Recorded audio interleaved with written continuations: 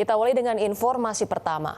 OECD memberikan alarm terkait dengan pelemahan ekonomi China yang beresiko berdampak pada pertumbuhan PDB global. Skenario OECD menunjukkan jika dalam 1 tahun permintaan domestik China melemah 3%, maka pertumbuhan PDB global berpotensi terkoreksi sebesar 0,6%. OECD memberikan alarm terkait dampak pelemahan ekonomi China yang berisiko berdampak hingga output komoditas seperti batu bara.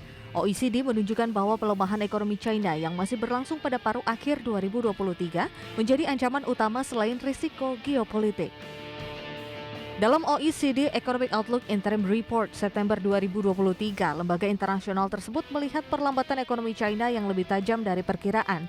OECD menilai kepercayaan konsumen yang lemah dan masalah-masalah yang sedang berlangsung secara signifikan di pasar properti merupakan sumber-sumber utama yang menjadi perhatian.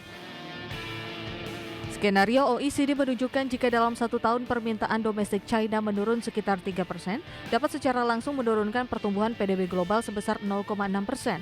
Ancaman tersebut semakin mengkhawatirkan dan berpotensi lebih dari 1% jika terjadi pengetatan kondisi keuangan global yang signifikan. Skenario tersebut sangat mungkin terjadi apabila dengan asumsi konsumsi rumah tangga China turun 1%, investasi bisnis turun 5%, dan investasi perumahan turun hampir 8% dalam 1 tahun.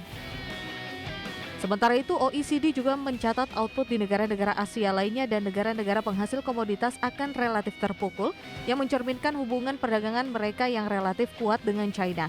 Di sisi lain, dampak perdagangan di Amerika Utara juga akan relatif besar, tetapi dampak PDB akan kecil yang mencerminkan rendahnya pangsa perdagangan dalam aktivitas ekonomi di Amerika Serikat.